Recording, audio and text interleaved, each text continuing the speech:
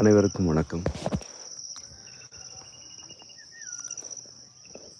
சிவபுராணம் உரை விளக்கத் தொடரின் 5ஆம் நாள் இன்று.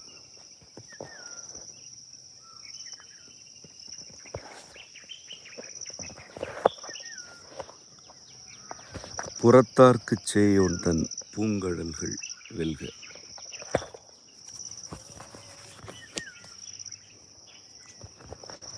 கரங்குவிவார் உண்மகிழும் கோன் கடல்கள் வெல்க.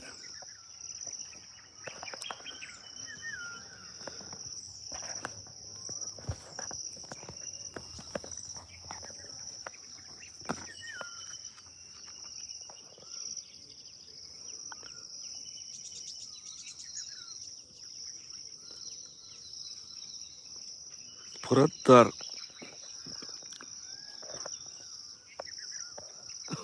சேயோன் ஆகிய 2 சீர்களில்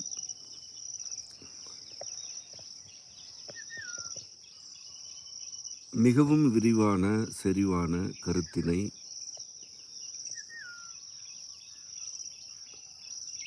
நுட்பமாக பின்னியிருக்கிறார் மாணிக்கவாசக பெருமான். புறம் எனும் சொல்லுக்கு பொருள் யாவரும் அறிந்ததே.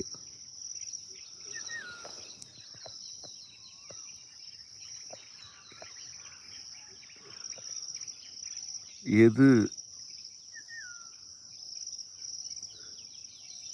ஒரு உடலுக்கு வெளியே இருக்கிறதோ அது புறம் என கொள்ளுதல் வழக்கம்.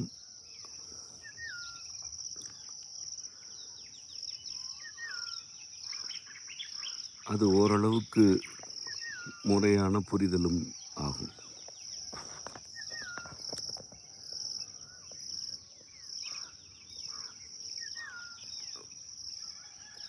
இறைவன் தனது புறத்தார்க்கு சேயோன் என இருக்கிறான் என்பது கருத்து.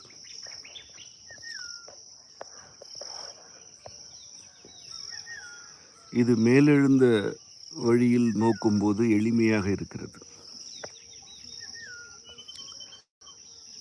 இறைவனுக்கு புறத்தே இருப்போர் அவனிடமிருந்து சேய்மையில் இருக்கிறார்கள் என்பது கருத்து.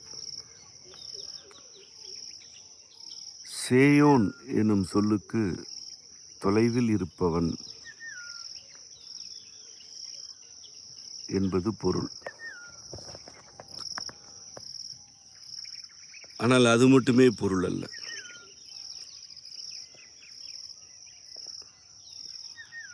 தொலைவில் இருந்து ஓங்கிக் கொண்டிருப்பவன் என்றும் அதற்கு பொருள் உண்டு. சே எனும் ஓரெழுத்து ஒரு மொழிக்கு தொலைவு, செந்நிறம், செம்மை ஆகிய பொருள் உண்டு.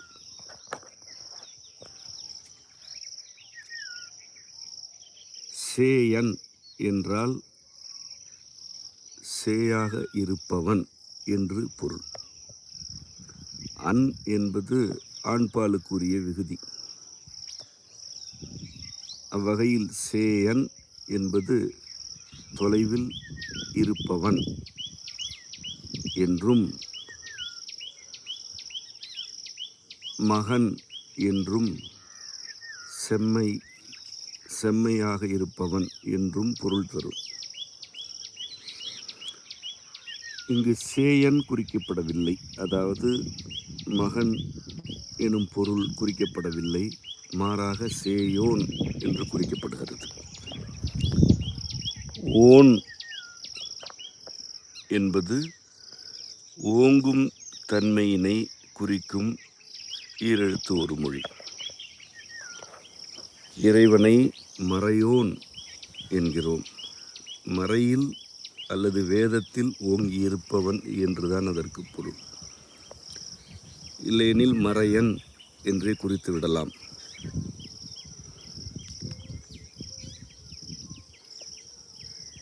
குறிஞ்சி நிலத்தின் தெய்வம் என சேயோன் குறிக்கப்பட்டிருக்கிறான்.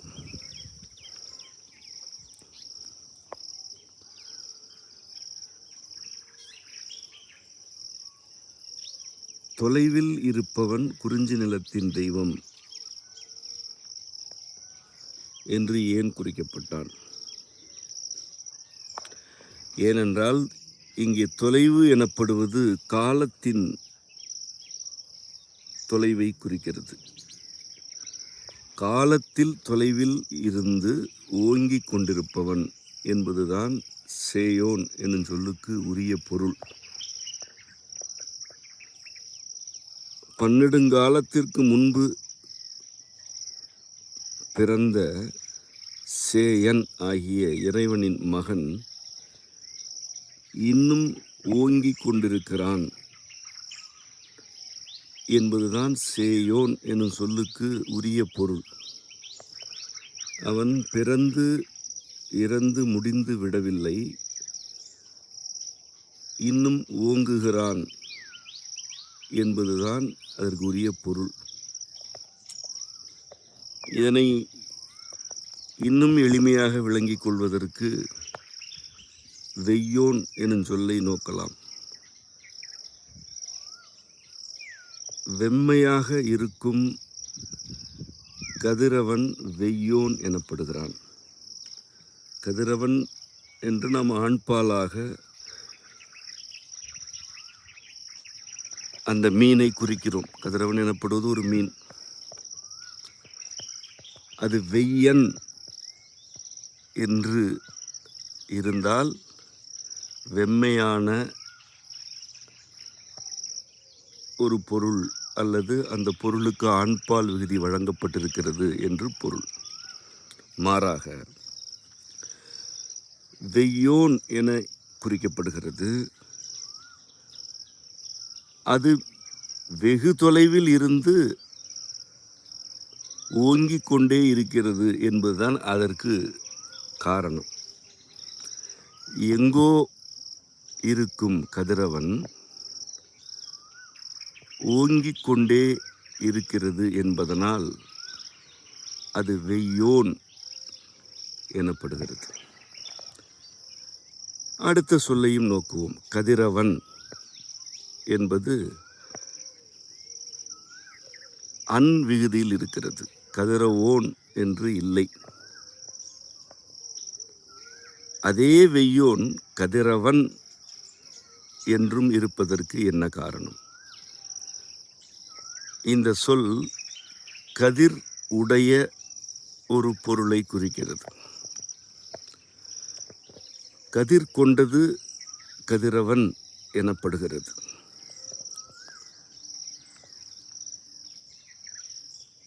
வெய்யோன் ஆகிய அந்த பொருளிலிருந்து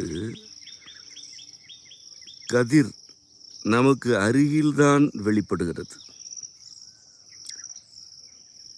வெப்ப கதிர் எனப்படுவது புவிக்கு அருகில் வெளிப்படும்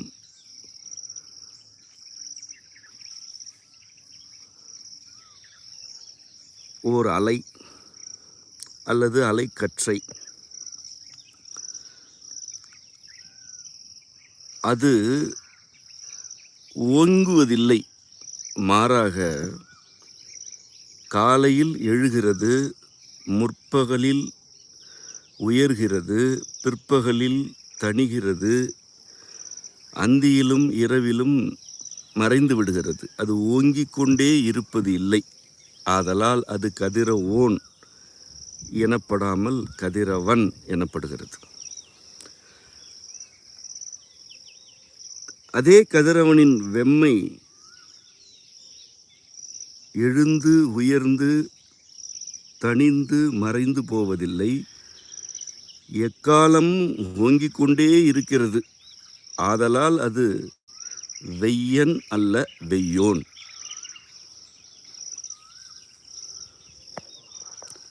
இவ்வாறு ஓன் என்னும் ஈரெழுத்து ஒரு மொழிக்கு உரிய பொருளை நாம் விளங்கிக் கொள்ள வேண்டும். தொலைவில் இருந்தாலும் எக்காலமும் ஓங்கிக் கொண்டே இருந்து தன் தன்மைகளை பரப்புபவன் சேயோன்.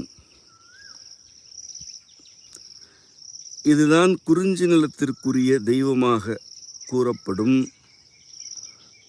தொல்காப்பியத்தில் கூறப்பட்ட சேயோன் என்பதற்கு உரிய அடிப்படையான பொருள்.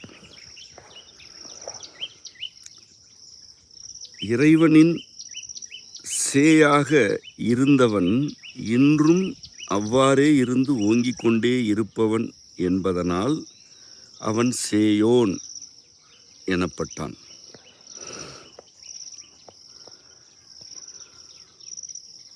இப்பொழுது புறத்தார்க்கு சேயோன் எனும் இரு சீர்களையும் இணைத்து நோக்குவோம்.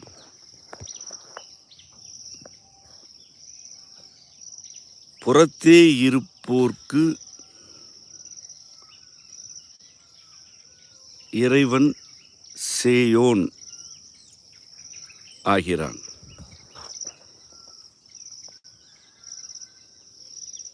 இறைவனுக்கு புறத்தே இருக்கும் நிலை என ஒன்று உண்டா? யாவும் அம்மையும் அப்பனுமே, யாவும் சிவமும் சக்தியுமே என்பது உண்மை. அந்த உண்மையைத்தான் திருவாசகம் முழுவதும் மாணிக்கவாசக பெருமான் விரித்துரைக்கிறார்,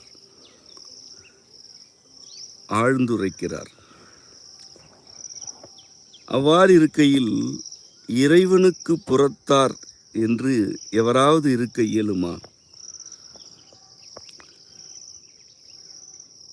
அதற்கு வாய்ப்பே இல்லை. ஆயினும் இங்கு புறத்தார் என ஒரு பிரிவினர் குறிப்பிடப்படுகின்றனரே, அவர் யார்?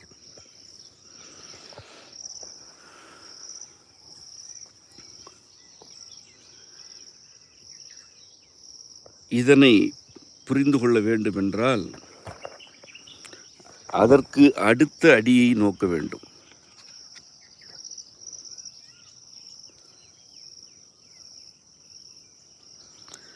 கரம் குவிவார் உண்மகிழும் கோன்கடல்கள் வெல்க, சிரம் குவிவார் ஓங்குவிக்கும் சீரோன் கடல் வெல்க. கரத்தை குவிப்பவர்களின் உள்ளே மகிழும் கோன் என்று இறைவனை இதற்கு அடுத்த அடியில் மாணிக்கவாசகர் வியக்கிறார்.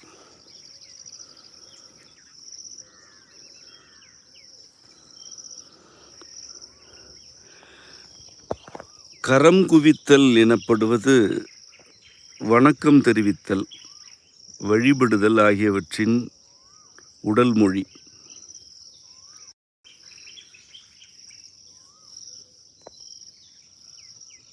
இரு கரங்களையும் குவித்தல் ஏன் நிகழ்கிறது? இரண்டு கரங்களும் விரிகின்றன, ஆடுகின்றன, சுழல்கின்றன, பல்வேறு செயல்களில் ஈடுபடுகின்றன. அவை யாவற்றையும் நிறுத்தி வைத்து இந்த இரண்டு கரங்களையும் ஒன்றுடன் ஒன்று ஒட்டி இருக்குமாறு ஒருவர் நிற்கிறார் என்றால் அவர் தன் செயல்களை தானே ஒடுக்கிக் கொள்கிறார் என்று பொருள். ஒருவரை வணங்கும் பொழுதும் இறைவனை வழிபடும் பொழுதும் பிற செயல்களை செய்யேன், உங்களை அல்லது இறைவா உன்னை வழிபடுவது மட்டும்தான் இப்பொழுதில் எனக்கு இருக்கும் ஒரே செயல் என்று அவர் தன்னை ஒடுக்கிக் கொள்வதற்கு உரிய உடல் மொழிதான் கரம் குவித்தல்.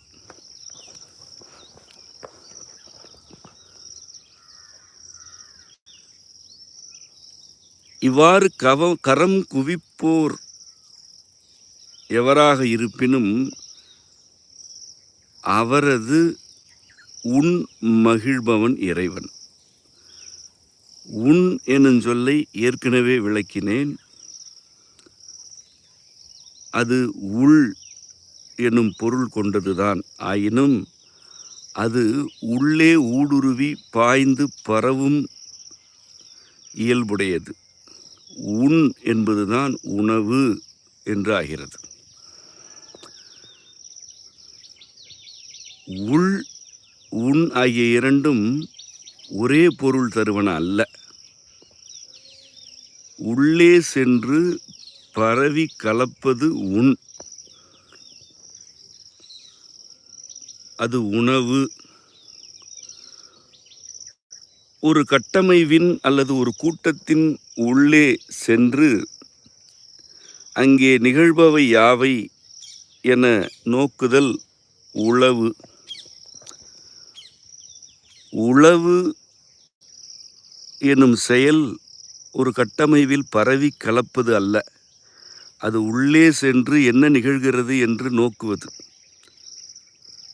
உணவு என்பது உள்ளே சென்று பரவி கலந்து விடுவது. இறைவன் உண்மகிழ்கிறான் என்றால் கரம் குவிப்போருடைய மனதிற்கும் அவர்களுடைய அறிவிற்கும் உள்ளே அவன் பரவி கலந்து மகிழ்கிறான் என்று ஆகும்.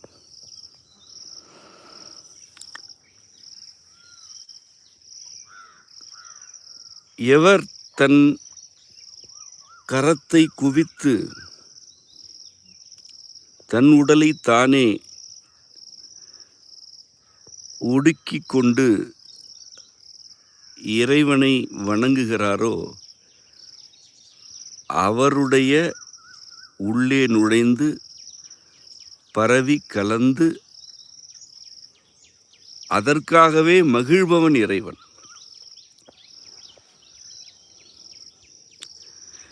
இதனை அடிப்படையாக கொண்டுதான் முதலடியை நோக்க வேண்டும். அப்பொழுதுதான் புறத்தார் என்போர் யார் என விளங்கும்.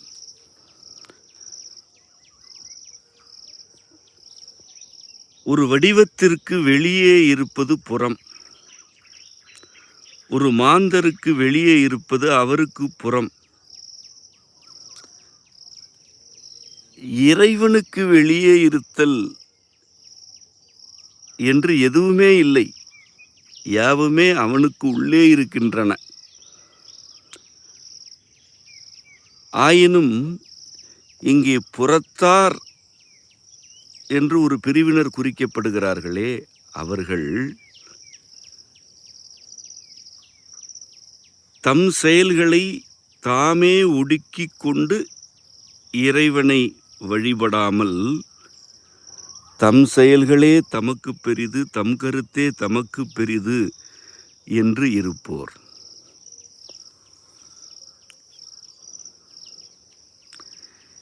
இறைவனை ஏற்றுக்கொண்டு வழிபடாதோர் இறைவனுக்கு புறத்தார் என்று ஆகிவிடுகிறார்கள்.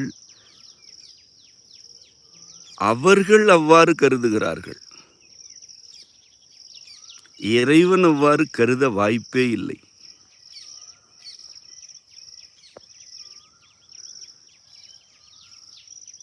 இவ்வாறு இல்லாமல் கரத்தை குவித்து அவனை ஏற்றுக்கொண்டு வழிபடுவோர் நம் இறையியல் வழியில் வாழ்வோர்.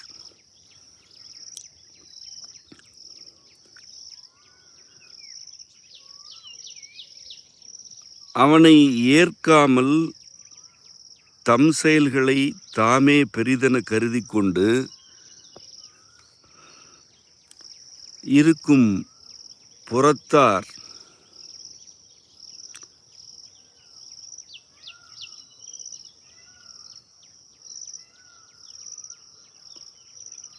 முயற்சிகளின் மீது பெரும் அவா கொண்டோர். கரம் எனும் உடலின் உறுப்பு முயற்சிகளுக்கும் கடின உழைப்புக்குமான ஒரு குறியீடு. கரத்தை வலுப்படுத்துதல்,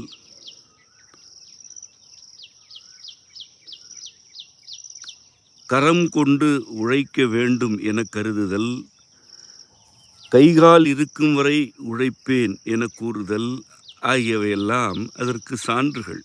இப்படி கருதுவது பிழையல்ல. ஆனால் கரம் என்பது ஒரு உறுப்பை குறிக்கவில்லை.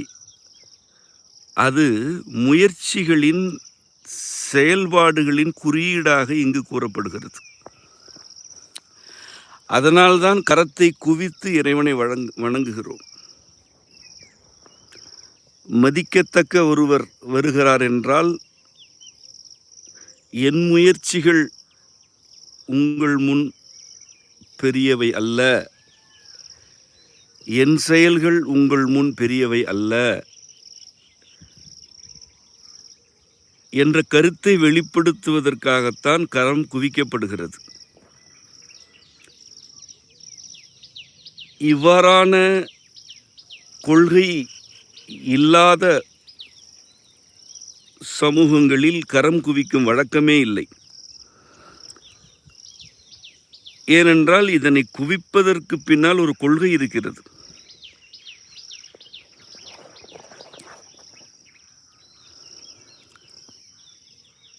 புறத்தார் என இருப்போர் இறைவனை ஏற்காமல் தன் முயற்சிகளையும் தன் செயல்களையும் பெரிதென கருதுவோர்.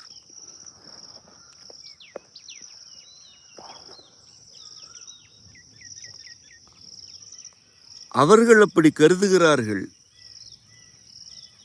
அதனால் என்ன, அவர்கள் இறைவனுக்கு புறத்தே சென்றுவிட வாய்ப்பு இருக்கிறதா என்ன? இல்லை. அதனால் இறைவன் என்ன செய்கிறான்? அவ்வாறான புறத்தார்க்கு தொலைவில் இருந்து கொண்டே தன் அருளை, தன் வாழ்த்துக்களை பரப்பி ஓங்கச் செய்கிறான். நான் உன்னை விட்டு விலகவில்லை, நீதான் என்னை ஏற்க மறுக்கிறாய், நீயே என்னை தொலைவில் இருத்தி வைத்திருக்கிறாய். ஆதலால் இவ்வளவு தொலைவில் இருந்து கொண்டும் நான் உனக்கு அருள் செய்வேன், அந்த அருளிலும் நான் ஓங்கிக் கொண்டுதான் இருப்பேன் என்பதுதான் இறைவனின் அன்பு.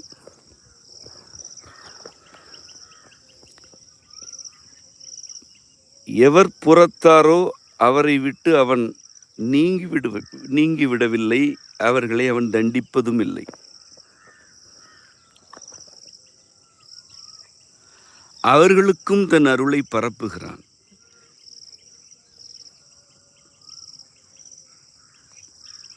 புறத்தார்க்கு சேயோன்தன் பூங்கழல்கள் வெல்க என்கிறார் மாணிக்கவாசகர்.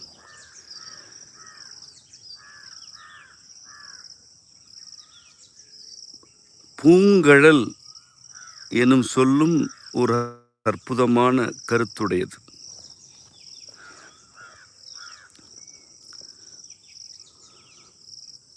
பூ என்பது ஓரெழுத்து ஒரு மொழி, கழல் என்பது மற்றொரு சொல்.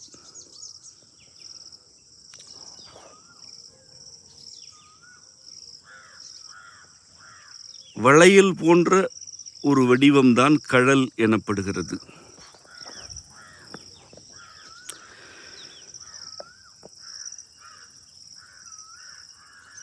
கழுத்து என்ற உறுப்பு வளை வடிவமானது.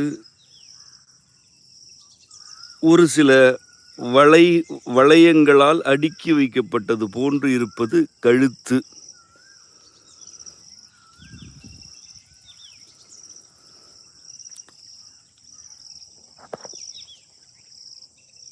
கழு எனும் சொல்தான் வளர்ச்சியடைந்து கழல் என்று மாறுகிறது. கழல் என்றால் வளைவடிவமாக இருக்கிறது என்றாலும் முற்றுமுழுதாக வளைத்து விடவில்லை. அது அல் என்றும் இருக்கிறது, அல்லாமலும் இருக்கிறது என்று பொருள். வளையல் எனப்படுவது முழு வளை வடிவம். கழல் என்பது ஒரு வளை வடிவம் பிரித்தும் மாட்டியும் அணிந்து கொள்ளத்தக்கது. கால்களில் கழல் அணிந்து கொள்வது அக்கால வழக்கம். இன்றும் அது ஒரு சிலரிடம் தொடர்கிறது. பாதங்களின் வழியாக அவ்வளவு சிறிய வளையத்தை நுழைக்க இயலாது. ஆகவே அது விலக்கி பொருத்தி கொள்ளத்தக்கது. கள் அல் என்று இருப்பது கழல். அந்த வளையத்தில் ஒரு இடைவெளி இருக்கும். அந்த வளையம் விரியத்தக்கதாக இருக்கும். இதுதான் கழல்.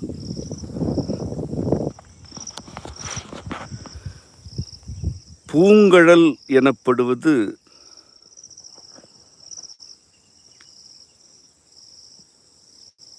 பூக்களால் ஆன கழல் அல்ல.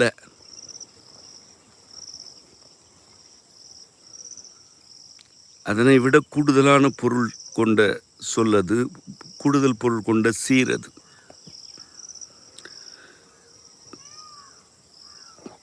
பூ கழல் ஆகியவற்றை பூக்கழல் என்றுதான் கூற வேண்டும். பூ எனுஞ்சொல் ஒரு மலரை குறிக்கிறது என்றால் பூக்கழல் என்று இருப்பதுதான் புணர்ச்சி இலக்கணம். இங்கே பூங்கழல் கூறப்படுகிறது.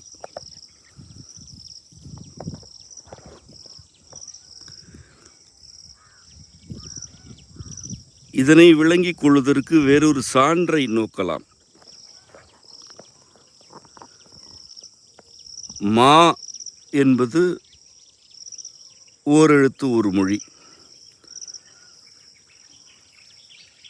அது மாமரம், மாங்கனி ஆகியவற்றை குறிப்பதாகவும் பெரிய, விரிவான என்பதனை குறிப்பதாகவும் இருக்கிறது.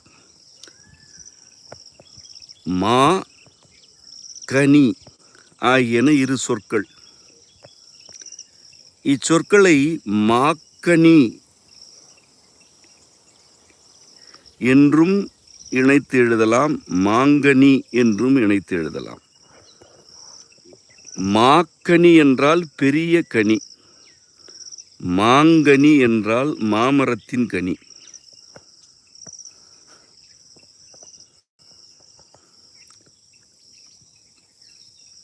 சொற்கள் மாறவில்லை, ஆனால் அவை சேரும் முறையில் அதற்குரிய பொருள் மாறுகிறது. பூக்கழல் என்பது பூக்கழல் என்றும் ஆகும், பூங்கழல் என்றும் ஆகும்.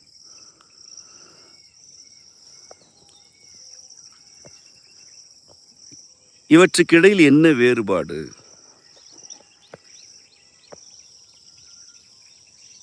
மாபெரும் கனியை குறிக்க வேண்டும் என்றால் மாக்கனி என்றே புணர்ச்சி இலக்கணம் கொண்டு எழுத வேண்டும். இல்லை, நான் மாமரத்தின் கனியை குறிப்பிட விரும்புகிறேன் என்றால் மாங்கனி என்று புணர்ச்சி கொள்ள வேண்டும். இவ்விடத்தில் ஒரு பொருளின் பெயர் சொல்லை குறிப்பிடாமல் அந்த ஒரு பொருளுக்கு உரிய தன்மையினை குறிப்பிடுகையில் மாங்கனி என்றது ஆகிவிடுகிறது. மா என்பது பெரிய, என்ற பொருளில்தான் வரவேண்டும் என்றால் அது மாக்கனி. இல்லை, இது மாமரத்துக்குரியது என வர வேண்டுமென்றால் அவ்விடத்தில் இங்கு புணர்ச்சியை நிகழ்த்துகிறது.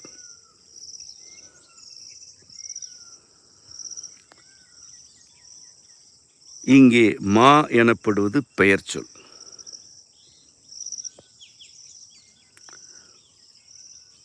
பூக்கழல் என்றால் பூக்களால் ஆன கடல். பூங்கழல் என்றால் பூக்களின் தன்மையினை கொண்ட கடல்.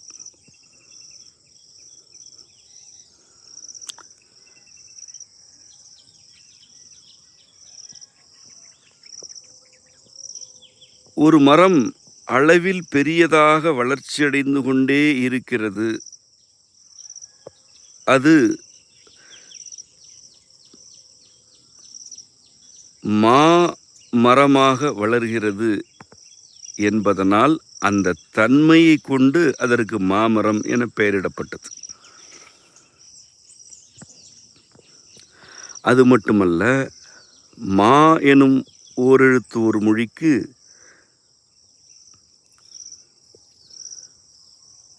அடற்பழுப்பு நிறம் எனும் பொருளும் உண்டு. இன்றும் மாநிறம் என்று கூறும் வழக்கம் இருக்கிறது. அது பெரிய நிறம் அல்ல, ஒரு பழுப்பு நிறத்தின் சாயல் மாநிறம் எனப்படுகிறது. இந்த மரத்தின் தளிர்கள் பழுப்பு நிறத்தில் இருந்து பின்னர் மாற்றமடைபவை. இதனாலும் அது மாமரம் என அழைக்கப்பட்டிருக்கலாம். எவ்வாறாயினும் மா எனும் சொல் அந்த மரத்திற்குரிய தன்மைகளிலிருந்து விளைகிறதே அன்றி அது பெரியது என்பதனால் மட்டுமே விளையவில்லை. அது அளவில் பெரியது, அதில் மா நிறம் இருக்கிறது, ஆதலால் அது மாமரம். இப்படி தன்மைகள் பலவற்றை ஒருங்காக்கி புணரும் பொழுது மாக்கனி என்பதற்கு பதிலாக மாங்கனி என்று ஆகிறது. மாக்கனி என்றால் என்ன பொருள்? பெரிய கனி என்ற ஒற்றை பொருள். மாங்கனி என்றால் பெரியது, மா நிறம் கொண்டது, கொண்ட மரத்திற்குரியது என்று இரு பொருள்களும் வந்து விடுகின்றன. இன்னும் பல பொருளும் இருக்கும், அவற்றை நாம் அறியோம். இங்கே கருத்து யாதெனில், தன்மைகளால் ஒன்றை குறிப்பிட வேண்டும் என்றால் அந்த ஒன்று புணர்ச்சி அடைகையில் இங் எனும் எழுத்தினை பெறுகிறது. பூ பொழில், பூப்பொழில் என்றும் சொல்லாகும், பூம்பொழில் என்றும் சொல்லாகும். பூப்பொழில் என்றால் பூக்கள் அடங்கிய பொழில் என்ற ஒற்றைத்தன்மை எழும். பூம்பொழில் என்றால் பூக்களின் மனம், பூக்கள் மிகுந்த சூழல், பூ போன்று நீர் பொங்கும் பொழில் என்று இவ்வளவு பொருளும் அதற்கு வந்துவிடும். பூப்பாறை, பூப்பாறை என்று சொல்லாகிவிடும். பூ கொண்ட அல்லது பூக்கள் பூக்கும் பாறை என்பது நேரிடையான பொருள். பூம்பாறை என்றால் பூக்கள் பூப்பதற்கு உரிய சூழல் கொண்ட பாறை, பல்வேறு பூக்களால் சூழ்ந்த பாறை என்றெல்லாம் தன்மைகள் விரியும். பூங்கழல் எனப்படுவது பூவின் தன்மைகள் கொண்ட கழல். பூவின் தன்மைகள் யாவை? அவை மலர்ச்சியாக இருக்கின்றன, அவை மனம் பரப்புகின்றன, பல நிறங்கள் இருக்கின்றன. இவை போன்ற பல தன்மைகள் பூ எனும் ஒரு பொருளுக்கு உரியவை. இறைவன் புறத்தார்க்கு சேயோனாக இருக்கிறான்.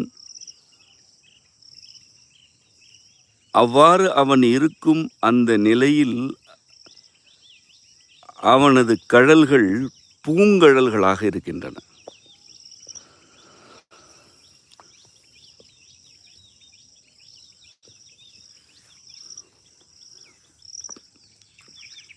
பூ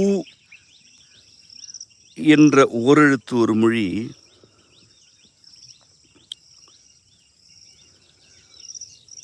மலர் என புரிந்து கொள்ளத்தக்கது. அதேவேளை மலருக்கும் பூவுக்கும் இயல்பில் தன்மையில் பல வேறுபாடுகள் உள்ளன.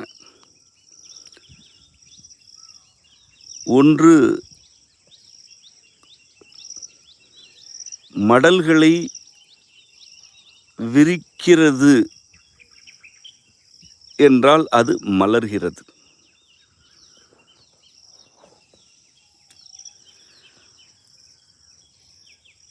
அதே ஒன்று மடல்களை விரித்து விட்டது, அதன் மனம் தொலைவிற்கும் செல்கிறது என்பதனை குறிப்பது பூ. அதாவது காம்பில் இருந்து கொண்டு மடல் விரிக்கும் அதன் நிலைக்கு மலர் என்று பெயர். அதே மலர் தொலைவில் உள்ள தும்பிகளுக்கும் வண்டுகளுக்கும் பூச்சிகளுக்கும் கூட தன் நறுமணத்தை பரப்புகிறது அல்லவா, அந்த நிலைக்கு பூ என்று பெயர்.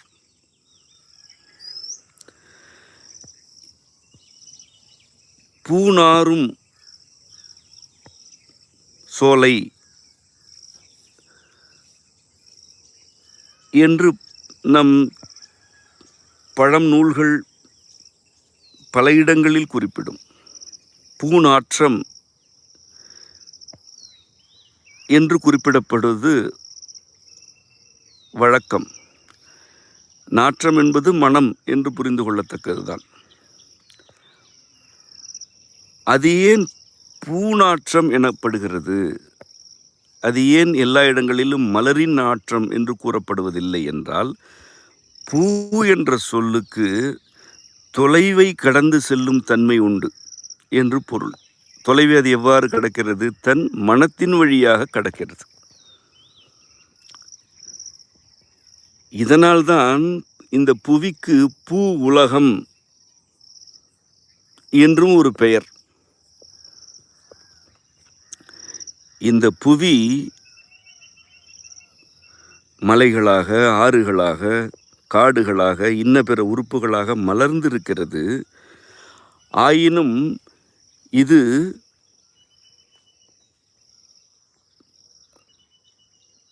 விண்வெளியிலும் அல்லது தன் பரப்பிலும் ஒரு பெருந்தொலைவை கட்டமைக்கிறது என்பதனால் இது பூ உலகம். பூ உலகம் என்றால் இந்த உலகத்தில் பூக்கள் மட்டுமே பூக்கின்றன என்று பொருள் அல்ல.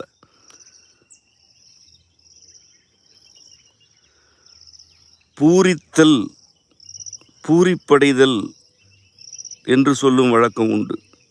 அதற்கு என்ன பொருள்? ஒரு குறிப்பிட்ட மனநிலை மகிழ்ச்சியால் மேலும் மேலும் விரிவடைந்தால் அது பூரிப்பு என்றாகிறது. இவ்வாறு ஒரு புள்ளியிலிருந்து இன்னொரு புள்ளிக்கு தன் தன்மைகளை பரப்புதல் பூ எனும் சொல்லால் அழைக்கப்பட்டது. இந்த தன்மைகளைத்தான் மாணிக்கவாசகர் பூங்கழல் என்று குறிப்பிடுகிறார். பூக்கழல் அல்ல, பூங்கழல். தான் இருக்கும் இடத்திலிருந்து தொலைவிற்கும் தன் தன்மைகளை விரித்து பரப்பும் பூவின் தன்மைகள் கொண்ட கழல்.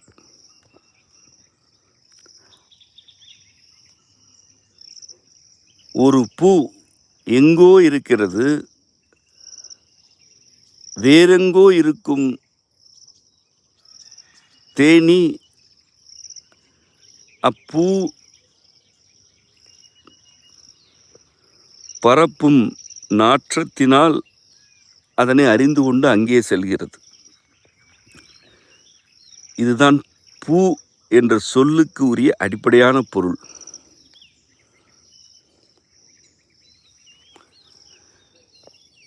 புறத்தார்க்கு சேயோன் என்று இருந்தாலும் இறைவனது பூங்கழல் எனும் அன்பு அப்புறத்தார்க்கும் அருள் வழங்குகிறது. அது எப்படி அருள் வழங்குகிறது? தொலைவில் இருந்து கொண்டே அவர்களுக்கு உரிய அருளை வழங்குகிறது. அவ்வாறான அருள் வழங்கல் எந்த தன்மையில் இருக்கிறது? அது கழல் எனும் வடிவம் போல் இருக்கிறது.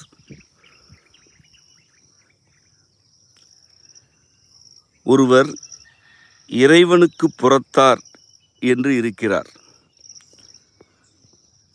அவரை பொறுத்தவரை இறைவன் என்று யாரும் இல்லை, அல்லது இறைவனை வணங்கும் நிலை அவருக்கு இல்லை. அவருக்கு இறைவன் தொலைவிலிருந்து ஓங்கி கொண்டுதான் இருக்கிறான். அவன் தனது பூங்கழலால் அவரை அரவணைக்கிறான். எப்படி கணுக்காலுக்கு மேலே கழல் ஒரு வளையமாக அக்காலுக்குரிய காப்பினை வழங்குகிறதோ, அதுபோல இறைவனை வணங்காமல் அவனுக்கு புறத்தார் என்று இருப்பவரையும் ஒரு வளையம் சுற்றி சூழ்ந்து கொண்டுதான் இருக்கிறது. அது இறைவனுடைய பூங்கழல். அந்த வளையம் இறைவனது அருள் தன்மைகளை அவரை சுற்றிலும் பரப்பி கொண்டுதான் இருக்கிறது. அது வளையல் அல்ல, வளையம் அல்ல, அது ஒரு கழல். அதில் ஒரு இடைவெளி இருக்கும்.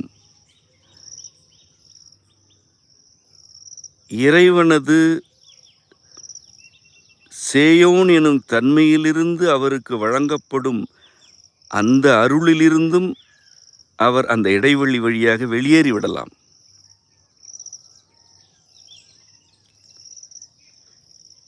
வெளியேறும் வாய்ப்பினை இறைவன் யாவர்க்கும் வழங்குகிறான். தன்னை மறுக்கும் வாய்ப்பினை அவன் வழங்கி கொண்டே இருக்கிறான். அவ்வாறு வெளியேறிய பின்னரும் அவன் விடமாட்டான். மீண்டும் அவரை சுற்றி ஒரு கழலாக இருப்பான்.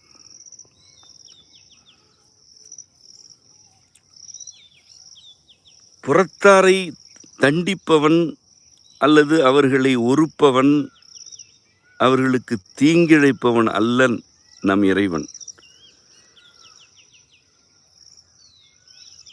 அம்மையும் அப்பனும் இல்லை என்று ஒரு குழந்தை கருதுகிறது. அது தன் செயலும் தன் முயற்சியுமே தனக்கு பெரிதென்று இருக்கிறது. யாவும் தன்னால் தான் நிகழ்கின்றன என்று அது கருதி கொண்டிருக்கிறது, நம்பிக்கொண்டிருக்கிறது. ஆதலால் இறைவன் என்று ஒருவன் இல்லை என்று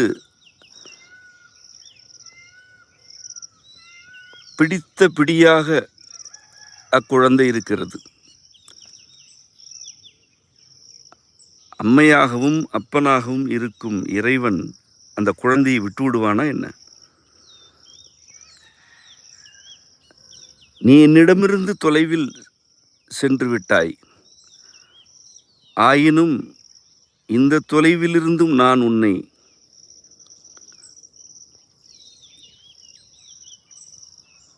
என் தன்மைகளால் அருளால் ஒரு கடல் போல் காப்பேன் என்பவனே அம்மையப்பன்.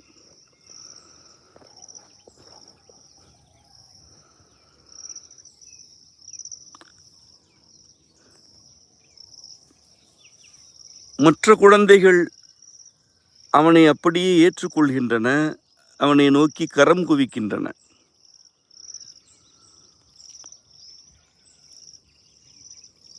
அந்த குழந்தைகளுக்கு உள்ளே அவன் பரவி கலந்து கொண்டே இருக்கிறான். அது மட்டுமா, அந்த குழந்தைகளை எண்ணி அம்மையப்பனே மகிழ்ச்சியில் இருக்கிறான். என் குழந்தைகள் என்னிடம் வருகின்றன, என் குழந்தைகள்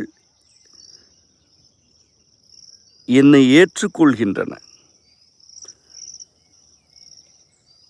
இந்த குழந்தைகளுக்கு தன்முயற்சி தன்முனைப்பு ஆகியன இருக்கின்றன. ஆயினும் என்னிடம் அந்த முயற்சியையும் முனைப்பையும் அவர்கள் காட்டுவதில்லை. அவற்றையெல்லாம் ஒடுக்கி வைத்து கொண்டு அம்மையே அப்பா என்று என்னை அக்குழந்தைகள் வழிபடுகின்றன என எண்ணும் பொழுதெல்லாம் அந்த குழந்தைகளின் உள்ளிருக்கும் இறைவன் மகிழ்கிறான். இதுதான் புறத்தார்க்கும் கரங்குவிவார்க்கும் உள்ள வேறுபாடு. இப்படி கரங்குவிவார் மகிழ்கிறானே இறைவன், அவனுக்கும் கழல் உண்டு, அந்த நிலையிலும் கழல் உண்டு.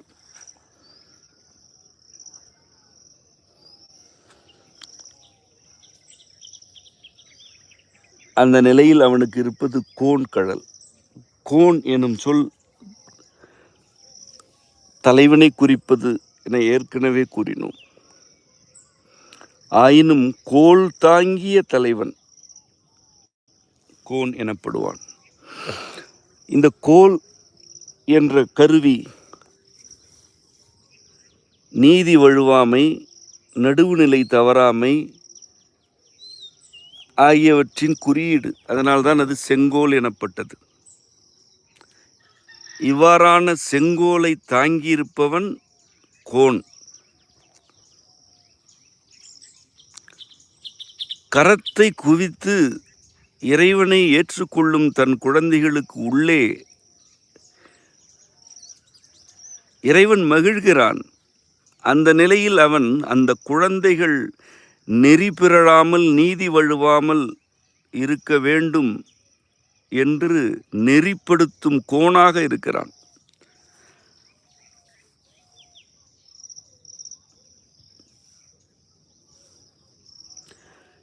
கரத்தை குவித்து விட்டார்கள் என்பதற்காகவே அவர்களுக்கு உள்ளே மகிழ்ந்து அவர்கள் எது செய்தாலும் விடுபவன் அல்லன் இறைவன்.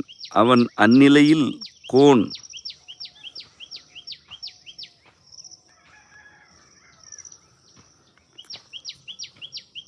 அங்கேயும் அவன் கடல் இருக்கிறது.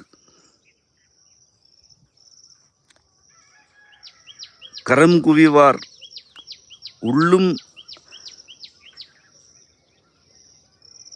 அந்த வளையம் இருக்கிறது.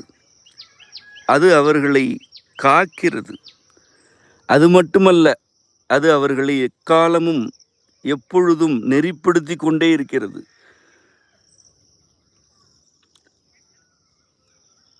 வேகத்தை கெடுத்து ஆண்டு கொள்ளும் நிலையில் அவன் வேந்தன் தானே. வேந்தன் ஆட்சி செய்பவன். ஆட்சி செய்தால் என்றால் என்ன? எதனை கண்டிக்க வேண்டுமோ அதனை கண்டித்தும், எப்பொழுது தண்டிக்க வேண்டுமோ அப்பொழுது தண்டித்தும் வழிநடத்துவதன் ஆளுதல். கோன் எனப்படுபவனும் ஆள்பவன்தான். நெறி பிறழாமல் நீதி தவறாமல் ஆள்பவன் கோன். கரம் குவிப்போர் உள்ளே மகிழும் இறைவன் அவர்களை நெறி பிறழாமல் ஆண்டு காக்கும் கோன் என்று இருக்கிறான். புறத்தார்க்கு அவன் இதனை செய்வதில்லை. அவர்கள் எது தன் முயற்சி என்று கருதுகிறார்களோ அதனை செய்யட்டும் என்று விட்டுவிடுகிறான்.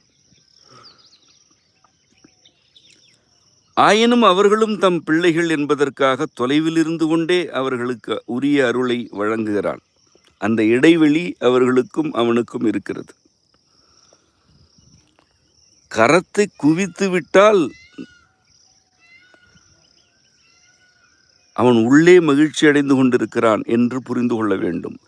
அந்த மகிழ்ச்சி நிலைக்க வேண்டும். இறைவனது மகிழ்ச்சி ஒவ்வொருவர் உள்ளும் நிலைக்க வேண்டும் என்றால் நெறி பெறலாமல் இருக்க வேண்டும். ஏனென்றால் உள்ளே மகிழ்ந்து கொண்டிருப்பவன் கோன். அந்த கோன் கடல்கள் வெல்க.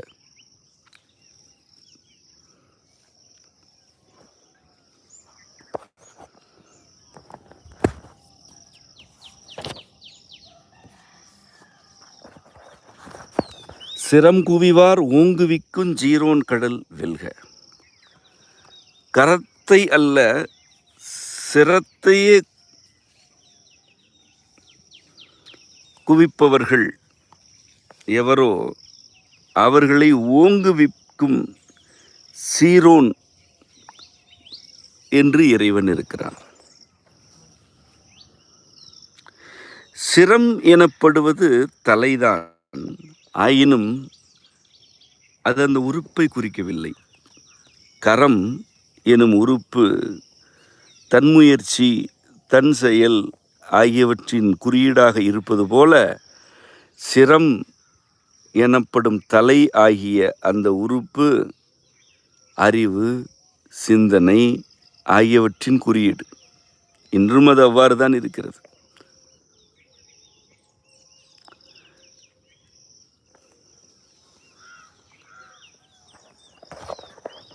இதில் அவர் நமக்கு அருளியிருக்கும் சொல்லை நன்கு உள்வாங்குங்கள். சிரம் குவிவார் என்கிறார். கரம் குவிவார் சிரம் குவிவார் என்று குவிதல் வலியுறுத்தப்படுகிறது. 2 கரம் இருக்கிறது, அவற்றை குவிக்கலாம். சிரம் ஒன்றுதான், அதனை எப்படி குவிப்பது? இவ்விடத்தில் சிரம் குவித்தல் எனப்படுவது அறிவு சிந்தனை ஆகியவற்றை இறைவனை நோக்கி குவித்தல். தலையை தாழ்த்தி வணங்குதல் அல்ல. ஆதலால் தான் கரம் குவித்தல் எனப்படுவது தன்மைகளை குறிப்பிடுகிறதே அன்றி உறுப்பை மட்டும் கூறவில்லை என கூறினேன். சிரம் குவித்தல் எனப்படுவதும் தன்மைகளுக்கு உரிய உருவகம் தானே அன்றி சிரத்தை குவித்தல் என்ற பொருளற்ற சொல்லல்ல. சிரத்தை தாழ்த்தலாம், நிமிர்த்தலாம், திருப்பலாம், குவிக்க இயலாது.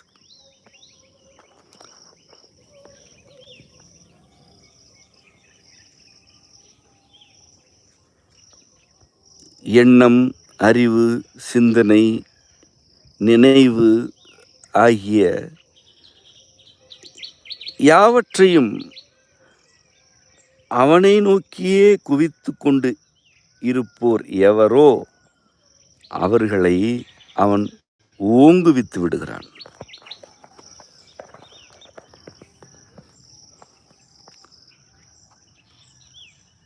இவ்வாறு அவன் ஓங்குவிக்கும் நிலையில் அவன் சீரோன்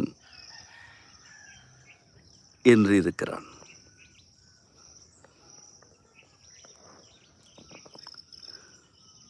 புறத்தார் என்றால் தொலைவில் இருந்து கொண்டு அருள் வழங்குகிறான். தன்முயற்சிகளை ஒடுக்கி கரம் குவித்தால் அவர்களுக்கு உள்ளே மகிழ்ந்து அவர்களை நெறிப்படுத்துகிறான்.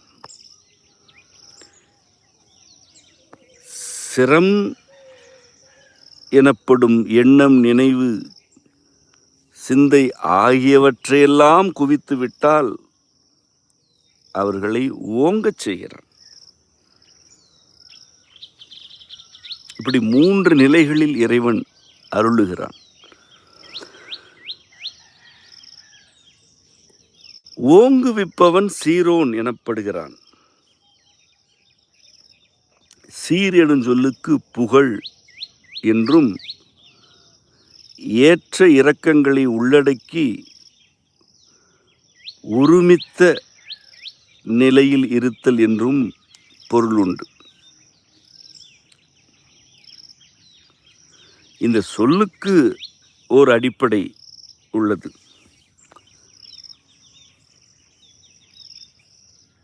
அதுதான் ஈர் எனும் ஈரெழுத்து ஒரு மொழி. ஈர் எனும் சொல்தான் சீர் என்று வளர்ச்சி அடைகிறது. மொழி இலக்கணத்தில், இசை இலக்கணத்தில் இன்றியமையாத ஏறத்தாழ முதல் நிலை சொற்களில் இதுவும் ஒன்று.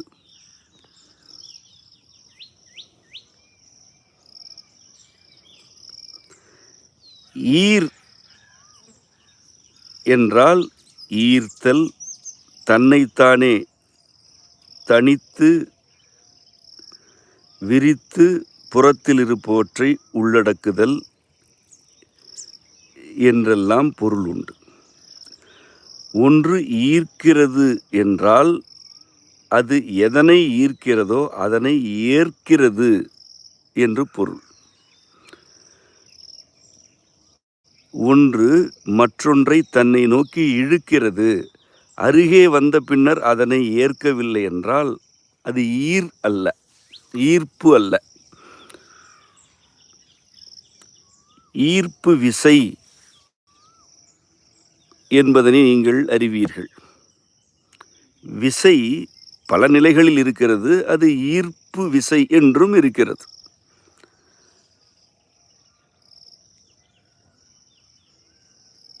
மேலே இருக்கும் பொருட்களை கீழே உள்ள ஈர்ப்பு விசை தன்னை நோக்கி இழுக்கிறது, இழுத்து புறந்தள்ளவில்லை, அப்படியே ஏற்றுக்கொள்கிறது. அதுதான் ஈர்ப்பு.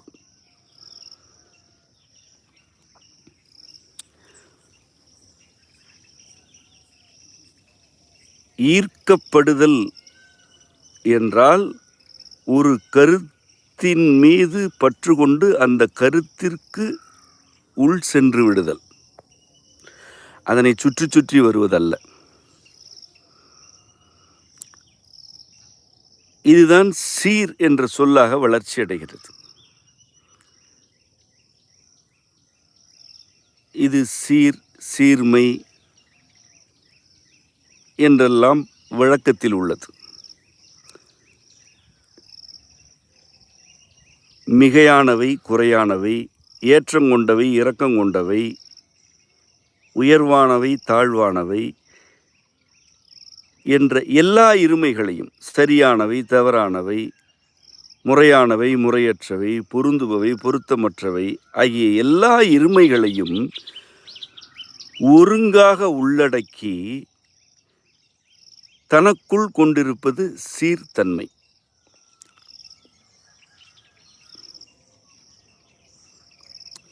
யாப்பிலக்கணத்தில்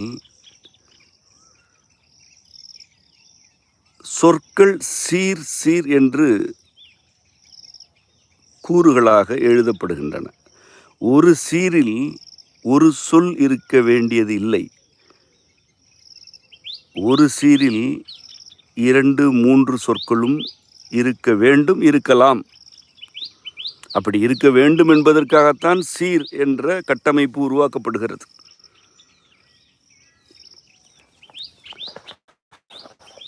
இதற்கு என்ன பொருள்? இது ஏன் சீர் எனப்படுகிறது என்றால்,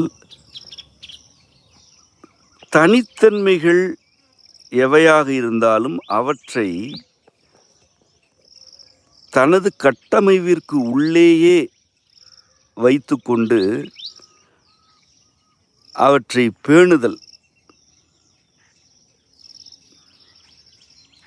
எந்த தனித்தன்மையும் சிதைக்காமல் அழிக்காமல் அவற்றை அப்படியே ஒரு கட்டமைப்பாக கொண்டிருந்தால் அது சீர்.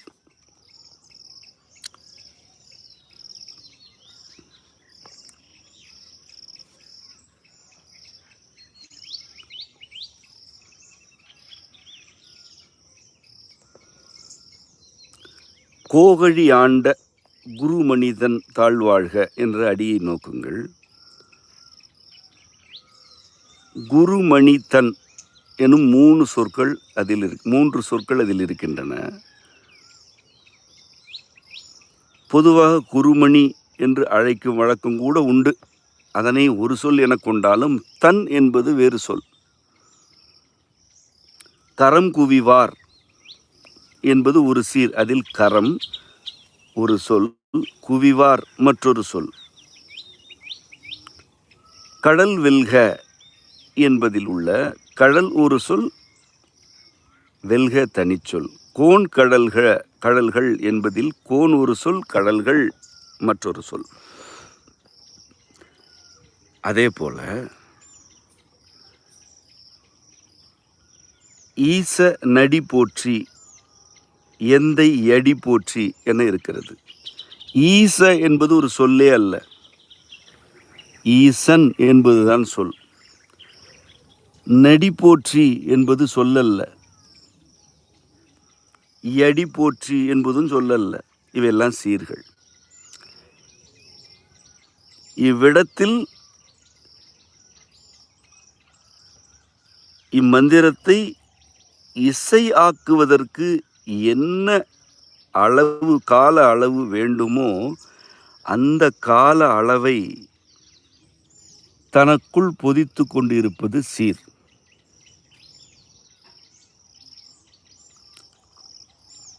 கடல் வெல்க எனும் சீரில் 2 முழுமையான சொற்களை தனக்குள் கொண்டிருக்கிறது. கடலும் முழுமை, வெல்கவும் முழுமை. இந்த 2 முழுமையையும் தனக்குள் கொண்டிருப்பதும் சீர்தான். ஈச என்பது சொல்லே அல்ல, நிறைவடையாத சொல்லது. அதனையும் ஒரு சீராக கொண்டிருக்கிறது. முழுமை இருப்பினும் அதனை அப்படியே கொண்டிருக்கும், குறை இருப்பினும் அதனையும் கொண்டிருக்கும். இந்த 2இன் ஒத்திசைவில் அதுதான் இசையாக வெளிப்படும். இங்கு ஈச என்று மட்டும் இருக்க வேண்டும். அந்த 2 எழுத்துக்களுக்கு உரிய மாத்திரை அளவு என்ன? 3. ஈ 2 மாத்திரை, ச 1 மாத்திரை. இங்கே 3 மாத்திரை கால அளவுதான் வேண்டும் என்பதற்காக அது ஈச என்று மட்டும் இருக்கிறது. இதுவும் சீர்தான். கடல் வெல்க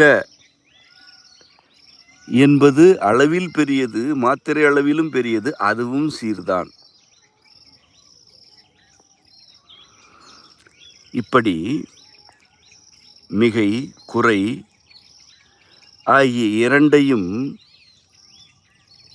ஒரு கட்டமைவாக அமைத்து கொண்டு ஒட்டுமொத்தத்தில் ஒரு இசையாக வெளிப்படுவதற்கு உரிய ஒழுங்குதான் சீர் எனப்படுவது. இந்த விளக்கம் ஈர்த்தல் என்ற முந்தைய விளக்கத்தோடு எப்படி உறவாகிறது என நோக்குவோம். ஈச நடி போற்றி என்று இருக்கிறது. ஈச என்பது அடுத்த சீராகிய நடி போற்றி என்பதனை தன்னை நோக்கி ஈர்க்கும்.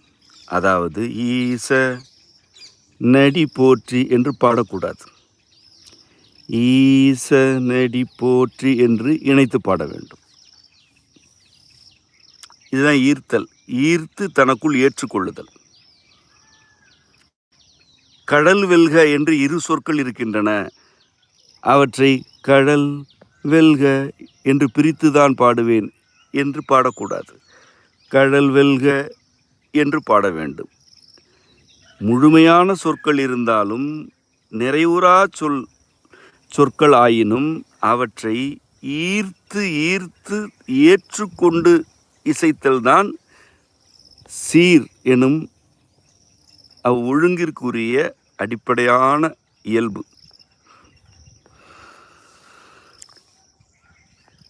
சிரம் குவிவார் எவரோ அவரை ஓங்குவிக்கும் இறைவனை சீரோன் என்று மாணிக்கவாசக பெருமான் அழைக்கிறார்.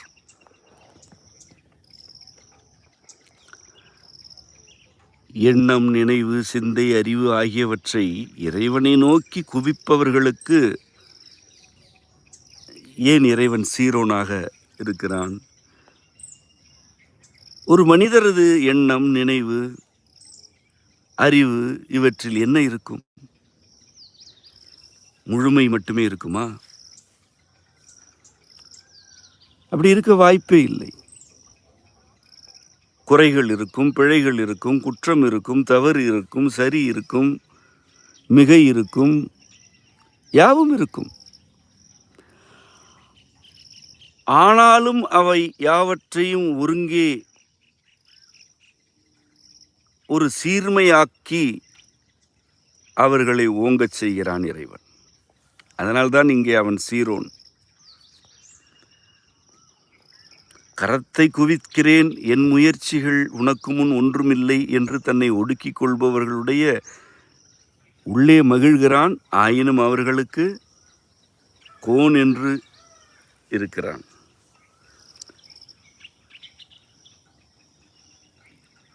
என்னுடைய எண்ணம், நினைவு, அறிவு, சிந்தை எல்லாமே உன்னை நோக்கித்தான் என்று இருப்பவர்களுக்கும் குறை இருக்கும், குற்றம் இருக்கும், தவறு இருக்கும், சரி இருக்கும், மிகை இருக்கும்.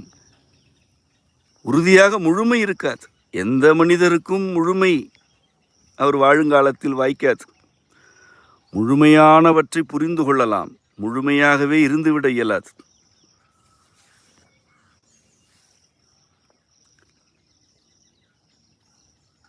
இவ்வளவு சரி தவறுகள், குற்றங்குறைகள், பிழைகள் இருந்தாலும் இவை யாவற்றுக்கும் அடிப்படையாக இருக்கும் நோக்கம் தன்னை நோக்கி மட்டுமே இருக்கிறது, அல்லது தன்னை நோக்கிதான் இம்மனிதருடைய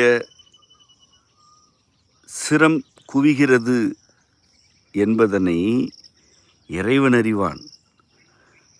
அவ்வாறானவர்களை ஓங்குவிக்கிறான். எப்படி ஓங்குவிக்கிறான்? அவர்களை சீர்மையால் ஓங்குவிக்கிறான்.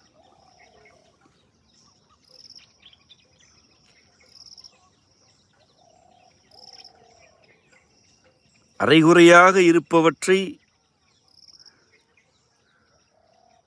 நிறைவானவற்றுடன் இணைத்து வைத்து முழுமையாக்கி விடுகிறான். ஈச எனும் 2 எழுத்துக்கள் முழுமையடையவில்லை. இசைக்கும் பொழுது ஈசனடி போற்றி என்று இசைக்கச் சொல்கிறது அந்த சீர். கடல் வெல்க என்று இரு முழுமைகளை ஒன்று தனக்குள் கொண்டிருக்கிறது. இரண்டுமே முழுமை என்றாலும் இங்கு நீ ஒன்றுதான் என்று அந்த இரு முழுமையையும் கட்டுப்படுத்துகிறது. குறையாக இருப்பவற்றை நிறைக்கிறது, நிறையாக இருப்பவற்றை அவை மேலெழுந்து இறைச்சலாகிவிடாமல் அவற்றையும் தனித்து தட்டி வைக்கிறது. இதுதான் சீர்மை. இப்படி சிரம் குவிவார் எவராகினும் அவரது தனித்தன்மை நன்மைகளை, குறைகளை, தவறுகளை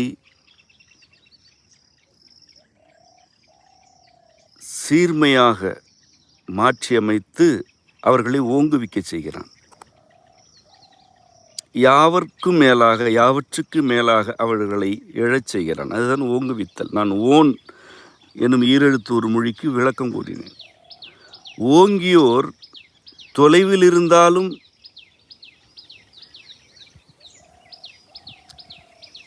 அறியப்படுவர், அல்லது அவர்கள் கருத்து சென்று சேரும், அல்லது அவர்களால் தொலைவிலிருந்தும் பிறரை அரவணைக்க இயலும். அதுதான் கருத்து. ஓங்குதல் என்றால் தன்னளவில் தானே புகழ் பெறுதல், பெரிய மனிதராகுதல் என்பவையெல்லாம் இல்லை. இங்குதான் அதற்குத்தான் அடிப்படையே சிரம் குவிதல் ஆயிற்று. சிரத்தை குவிப்பதே இறைவனை நோக்கித்தான் எனும் பொழுது தான் வளர வேண்டும், தான் பெரிதாக வேண்டும் என்ற கருத்துக்கே இடமில்லை. அவ்வாறானோர் புறத்தார் என்று இருப்போர். இங்கே ஓங்குதல் எனப்படுவது தொலைவில் இருந்தாலும்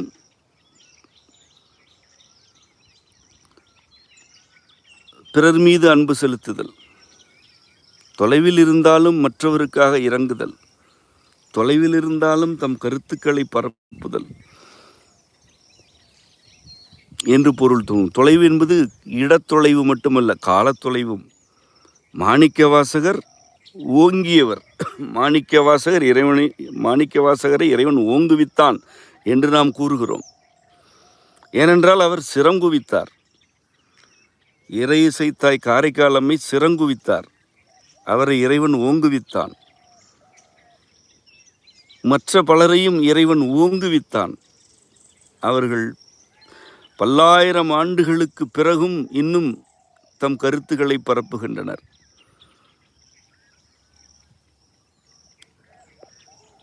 இவ்வாறு புறத்தார், கரம் குவிவார், சிறங்குவிவார் ஆகிய மூவருக்கும் 3 வெவ்வேறு நிலைகளால் இறைவன் அருளுகிறான்.